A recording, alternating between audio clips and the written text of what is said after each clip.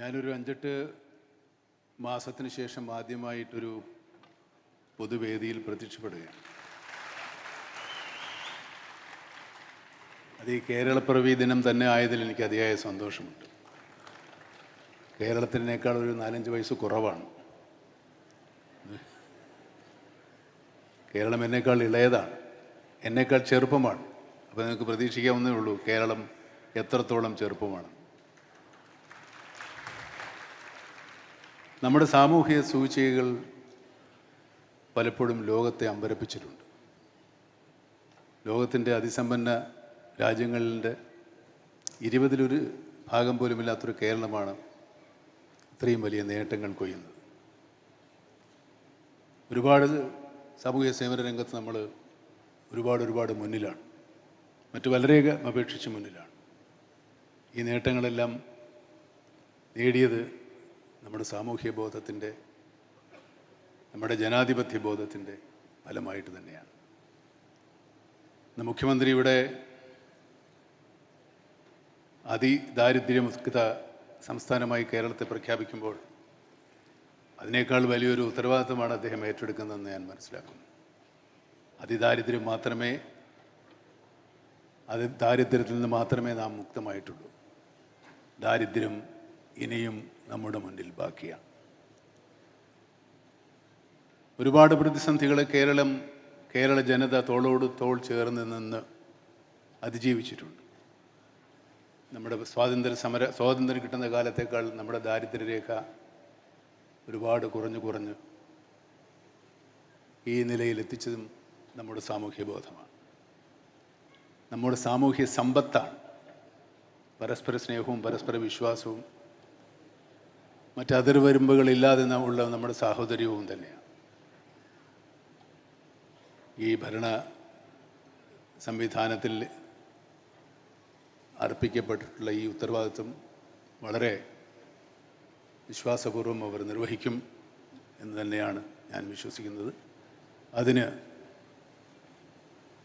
ഞാൻ നേരത്തെ പറഞ്ഞതുപോലെയുള്ള സാഹോദര്യവും സമർപ്പണവും നമ്മുടെ ജനങ്ങളിൽ നിന്നും ഉണ്ടാവണം.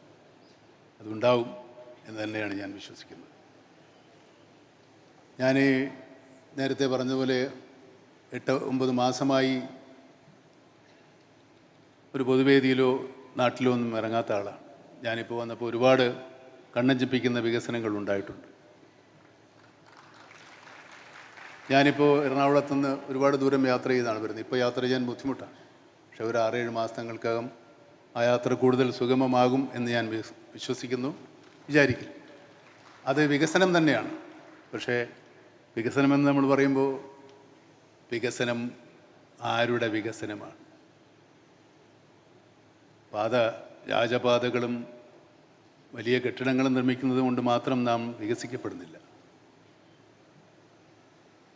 വികസിക്കേണ്ടത്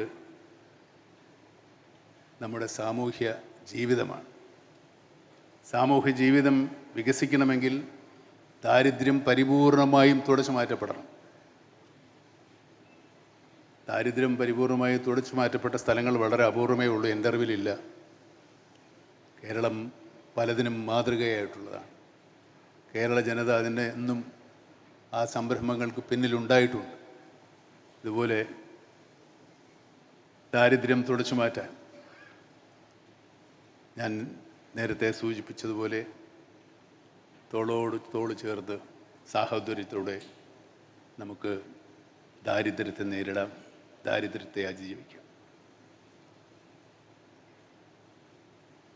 ഏത് കണ്ണഞ്ചിപ്പിക്കുന്ന വികസനങ്ങളുണ്ടെങ്കിലും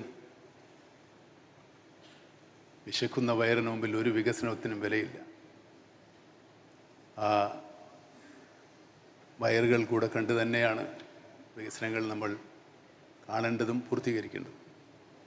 ഇന്നിവിടെ പ്രഖ്യാപിക്കപ്പെട്ടിട്ടുള്ള സന്തോഷം അതിൻ്റെ മാതൃകയാകട്ടെ, ആരംഭമാകട്ടെ എന്നാഗ്രഹിച്ചുകൊണ്ട് നിങ്ങൾക്കെല്ലാവർക്കും ഒരു കേരളപ്പിറവി ദിനവും ഇന്ന് ജനിച്ച എല്ലാവർക്കും ജന്മദിനവും ആസ്വദിക്കും. എന്നും ഹൃദയം തുറന്ന് നമ്മോട് സംസാരിക്കുന്ന പ്രിയപ്പെട്ട മമ്മൂട്ടിക്ക് സംസ്ഥാന സർക്കാരിൻ്റെ ഉപഹാരം ബഹുമാനപ്പെട്ട മുഖ്യമന്ത്രി സമർപ്പിക്കും. അത് സ്വീകരിക്കാൻ നമ്മുടെ എല്ലാം പ്രിയപ്പെട്ട മമ്മൂട്ടിയോട് സ്നേഹപൂർവ്വം അഭ്യർത്ഥിക്കുകയാണ്.